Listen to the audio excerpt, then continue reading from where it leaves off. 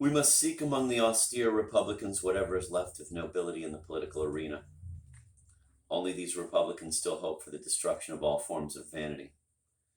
They retain the 18th century illusion concerning the excellence of human nature. They have understood neither the revolution nor vanité triste. They do not realize that the most beautiful fruits of ideological thought will always be spoiled by the worm of irrationality.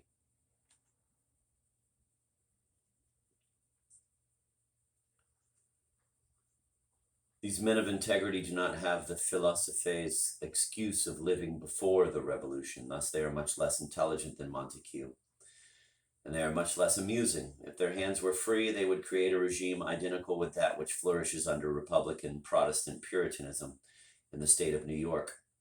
Individual rights would be respected, prosperity would be assured, but the last refinements of aristocratic existence would disappear. Vanity would take an even baser form than under the constitutional monarchy.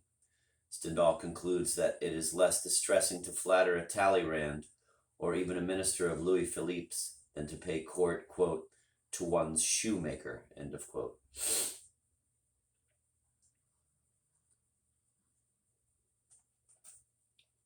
Stendhal is an atheist in politics, a fact hard to believe either in his day or in ours. Despite the levity of its manifestations, this atheism is not a frivolous skepticism, but a profound conviction. Stendhal does not evade problems.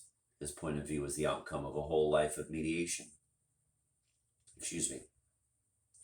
His point of view is the outcome of a whole life of meditation, but it is a point of view which will never be understood by party-minded people, nor by many other people who unconsciously are influenced by the party spirit. An ambiguous homage is paid to the novelist's thought, which secretly denies its coherence. It is considered impulsive and disconcerting. It is full of whims and paradoxes. The unfortunate writer is lucky if, quote, a double heritage, both aristocratic and popular, is not invoked, which would tear him apart. Let us leave to Mérimée the image of a Stendhal dominated by the spirit of contradiction, and we shall understand perhaps that Stendhal is accusing us in our time of self-contradiction.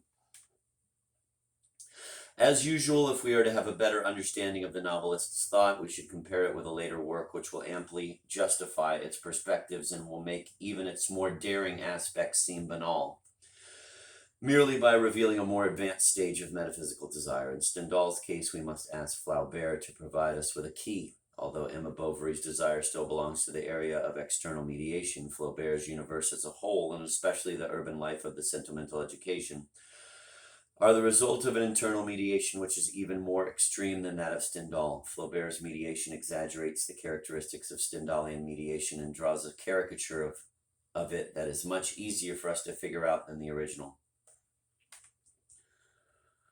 The environment of the sentimental education is the same as that of the red and the black. Again, the provinces and Paris are opposed to one another, but it is clear that the center of gravity has moved toward Paris, the capital of desire, which increasingly polarizes the vital forces of the nation. Relationships between people remain the same and enable us to measure the progress of internal mediation. Monsieur de la Mole has been replaced by Monsieur d'Ambrose, a liberal who owes his character of rapacious big banker as much to 1830 as to 1794. Mathilde is succeeded by the venal Madame d'Ambrose.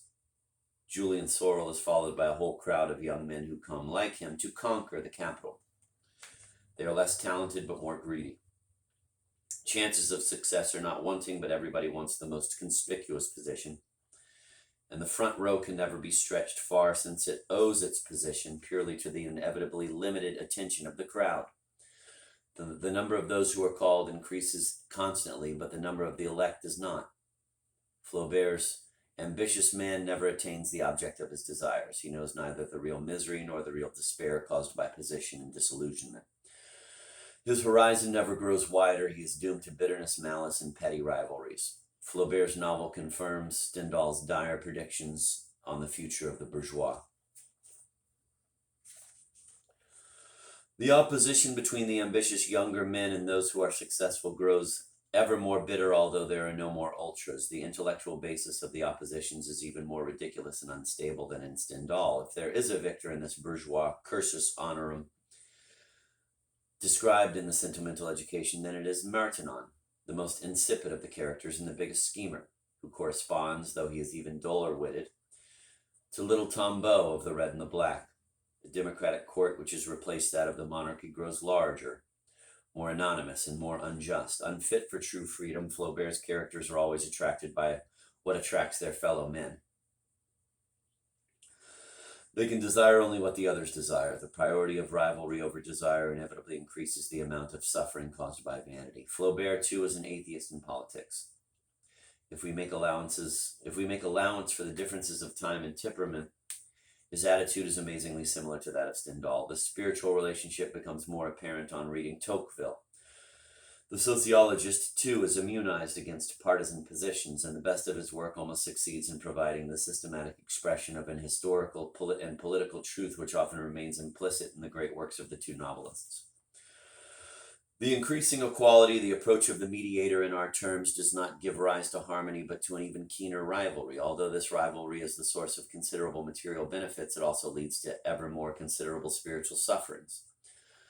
For nothing material can appease it. Equality which alleviates poverty is in itself good, but it cannot satisfy even those who are keenest in demanding it. It only exasperates their desire. When he emphasizes the vicious circle in which the passion for equality is trapped, Tocqueville reveals an essential aspect of triangular desire. The ontological sickness we know always leads its victims toward the solutions that are most likely to aggravate it.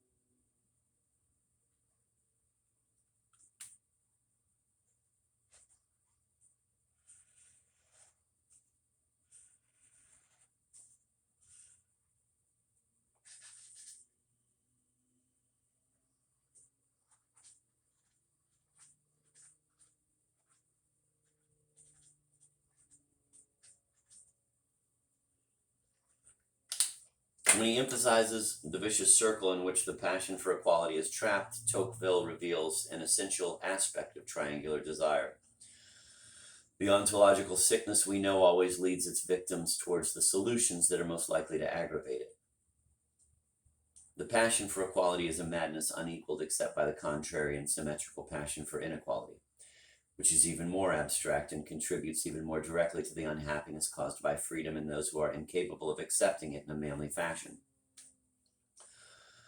Rival ideologies merely reflect both the unhappiness and the incapability, thus they result from internal mediation. Rival ideologies owe their power of persuasion only to the secret support the opposing factions lend each other.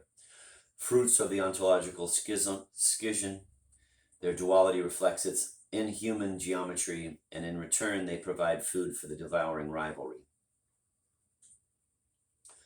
Stendhal, Flaubert, Tocqueville describe as republican or democratic an evolution which we today would call totalitarian. As the mediator comes nearer and the concrete differences between men grow smaller, abstract opposition plays an ever larger part in individual and collective existence. All the forces of being are gradually organized into twin structures whose opposition grows ever more exact. Thus, every human force is braced in a struggle that is as relentless as it is senseless, since no concrete difference or positive value is involved. Totalitarianism is precisely this. The social and political aspects of this phenomenon cannot be distinguished from its personal and private aspects. Totalitarianism exists when all desires have been organized one by one into a general and permanent mobilization of being in the service of nothingness. Balzac often treats very seriously the oppositions he sees around him. Stendhal and Flaubert, on the other hand, always point out their futility.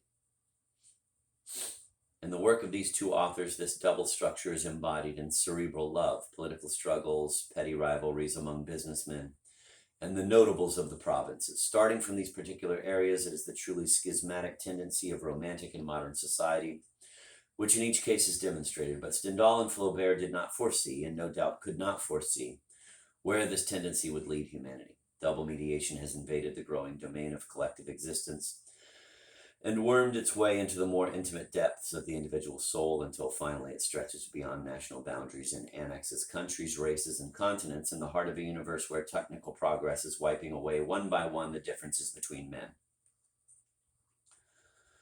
Stendhal and Flaubert underestimated the extent to which triangular desire might expand, perhaps because they lived too early, or perhaps because they did not see clearly its metaphysical nature.